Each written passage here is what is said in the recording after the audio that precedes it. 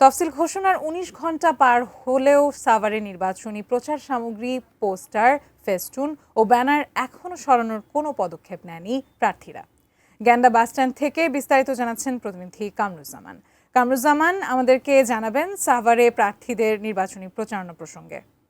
আমি এই মুহূর্তে রয়েছি একদম গ্যান্ডার যে উপজেলা ঠিক গেটের সামনেই কিন্তু রয়েছে, যেখানে আসলে আপনি দেখতেই পাচ্ছেন আমার পেছনে কিন্তু যে এই যে ব্যানার, ফেস্টুন এবং বিভিন্ন রকমের যে প্রচার সামগ্রী সেটি কিন্তু আসলে টাঙ্গানো রয়েছে। সেটি ৪৮ ঘন্টা বেঁধে দেওয়া যে টাইম, সেই সময় বেঁধে দেওয়া এখন পর্যন্ত কিন্তু প্রার্থীরা গতকালকে যে তফসিল ঘোষণার পরও এখন পর্যন্ত প্রার্থীরা কিন্তু তারা এখন পর্যন্ত এখান থেকে তাদের যে ব্যানার, ফেস্টুন কিছুই কিন্তু তারা সরায়নি। যে বিষয়টি একটি বিষয় আপনাদেরকে বলে রাখি, আমি কিন্তু একজন প্রার্থীর সাথে কথা বলেছি সকালবেলায় যে, "আপনারা কেন এখন পর্যন্ত যে আ য ঘোষণা করার যে তফসিল ঘোষণার পর এখন পর্যন্ত কেন আপনাদের এই এখন পর্যন্ত আ এই সাইনবোর্ড, ব্যানার, ফেস্টুন কেন টাঙ্গানো রয়েছে?" তো সেক্ষেত্রে আমাদেরকে বলেছে যে, যেহেতু গতকালকে মাত্র আ তাদের কেবলমাত্র ঘোষণা হয়েছে, তারা আস্তে তারা ২-১ দিনের মধ্যে সেটা অপসারণ করবে বলে তারা জানিয়েছে। কিন্তু